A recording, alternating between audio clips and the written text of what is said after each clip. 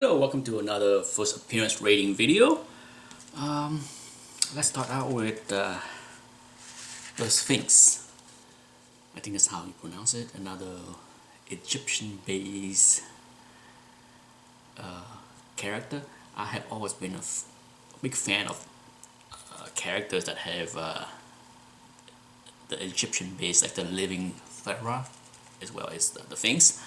And the first time I saw the Sphinx was in the Fantastic Four, where the Fantastic Four had to recruit the help of Galactus in order to defeat him. Fun story saga, okay, one of the fun Bronze Age Fantastic Four saga if you have never read it. So he was very powerful, great looking. If you look at the way the Sphinx is today, he looked even better. I mean, they have revised his looks over the years and he looked awesome, but his first appearance was underwhelming, a disappointment. Here's my copy. He appeared in Nova 6, okay, and as you can see, you get the art by Sao Buscema, and there you go. He looked pretty imposing, great looking, okay? He looked great, and he looked even better as the years go on. But in this book, the story was mildly interesting, barely interesting. I give it average, really, to be honest, like 2.5 out of 5, because the tussle of Nova with these bad guys, Hammerhead, the Condor, is weak. Okay, the action is weak. It's not. I like Sao Buscema, but the action sequence in this book was weak, in my opinion. Nothing outstanding. Nothing that wowed me. And as far as the Sphinx, not much was revealed in this book. For his first intro, the most interesting thing was the splash page. Okay, but other than that, you learn a little bit that he's immortal, and he hate being immortal. He think that's more like a curse than a gift.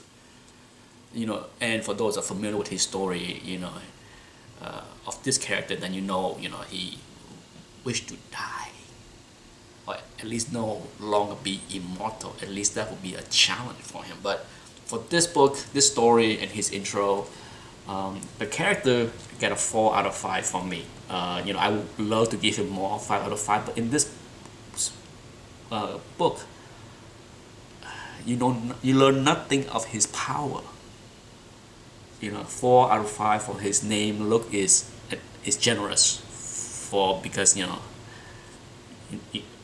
the book say nothing, the story say nothing about what he can do. He's extremely powerful, but the story, 2.5 out of 5, average at best. So a 6.5 out of 10 for Nova 6, the intro of the Sphinx. Next up is the Black Cat, Spider-Man 194.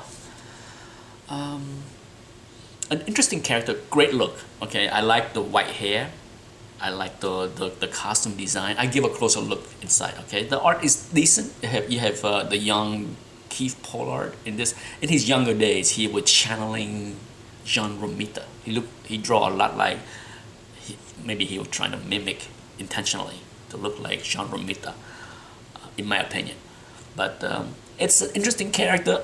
The look is awesome. Okay, I mean, power is nothing. There's no special power. But as far as the look, the name, Black Cat, that's cool. I give it 3.5 out of 5. Okay, it's not something that wow me off the page, but as far as the look, the name, it's decent. I can see this character is a adversary to somebody like even Daredevil. When it comes down to villains or characters that are not have super power, you know, the roles is limited in the Marvel universe. But 3.5 out of 5. As far as story, once again, it's a very average story. Nothing that surprised me, nothing that wowed me, nothing that I would say, oh, this is a must-read book. It's not a must-read book. You know, personally, I see a very limited opportunity for this character to be in TV show. Um, you know, even in movies. Why would you need to use this character in the movies? I don't know. Maybe in the future, who knows? But like I said, Spider-Man has so many different characters that they can use for the movies, love interest, that I don't see a future for the Black Cat. But that's just me. But I do have the book. The story 2.5, the character 3.5, so you got 6 out of 10 as far as the Black Cat's concerned. Like I said, there's nothing special about this book as far as the story. Okay, nothing. Last but not least, a 10 out of 10. Love me Tiger Shark. Love the name, love the look, fun story. There's nothing not to like about this book. Nothing. Okay, if you have never read this book, get it. I will save, depending on when this videos will be loaded.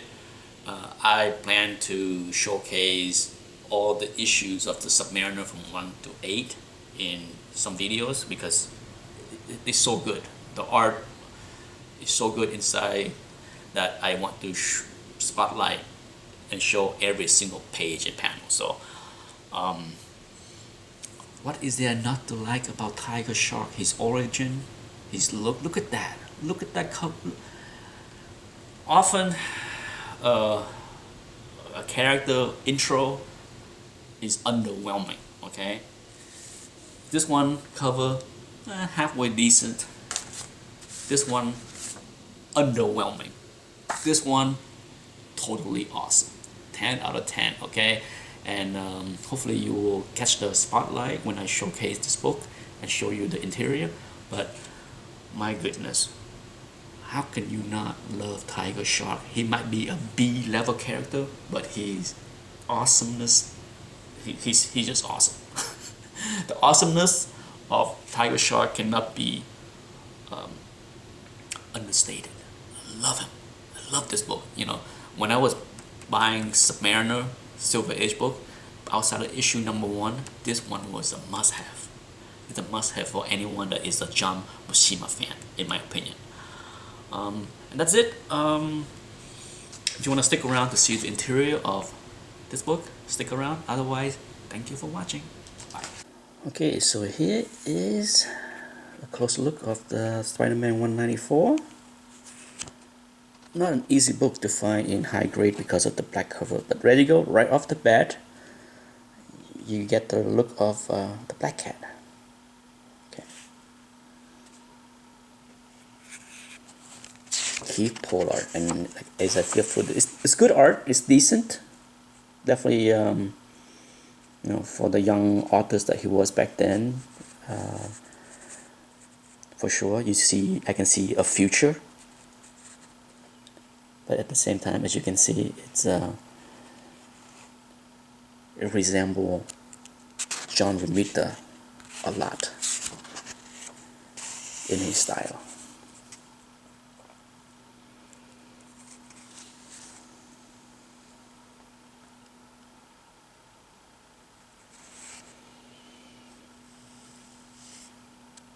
Especially on the close-up look, more so than the other panel. But look at that. It's you know, to me, it's almost like a cross between John Romita and John Buscema in the facial, the way he draws faces.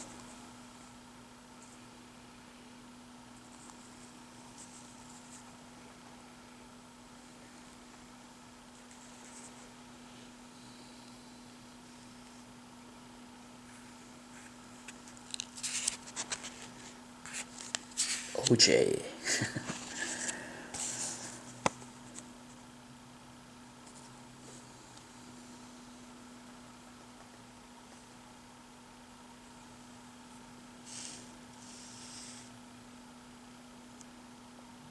Pretty decent action sequence right here.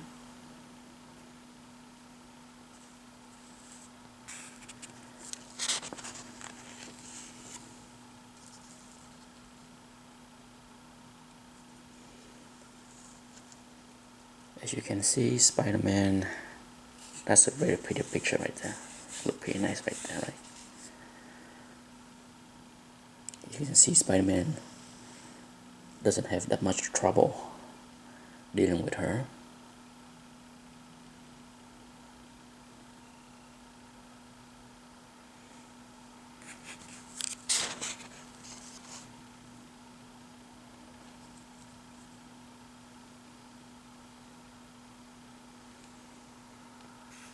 Nice. Like I said, she's cute.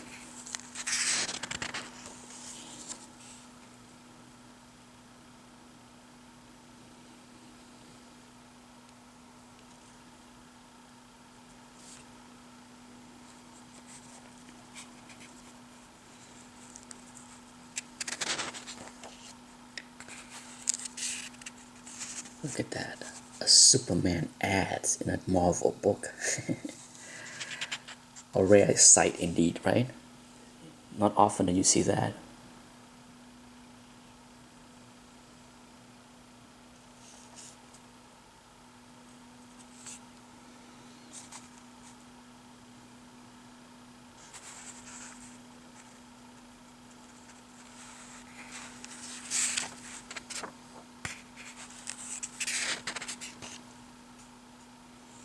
I think the one interesting factoid about the Black Cat was her creation. Originally, for those familiar with her, she wasn't created for this book. She was actually created for Spider-Woman. She was supposed to appear in Spider-Woman, and if you flip through this page, then you can read more about what happened. But as you can see, that's her design. She was first designed by Dave Cockrum. Look at that, the famous Dave Cockrum. Pretty cool, huh? That's a rough design by Dave Cockrum, and that was supposed to be the cover. Look at that shadow of the cat. That's pretty cool. Spider-Woman, but that did not happen. And then this is the rejected cover. As you can see, it show her backside, and you know how Stan Lee to showcase. That's not the first time where a cover was redone because the villain face was not visible. So here we go. They redo the angle on the other angle. The cover was done with the opposite angle so that you can see the face of the Black Cat. And that's it. Thanks for watching.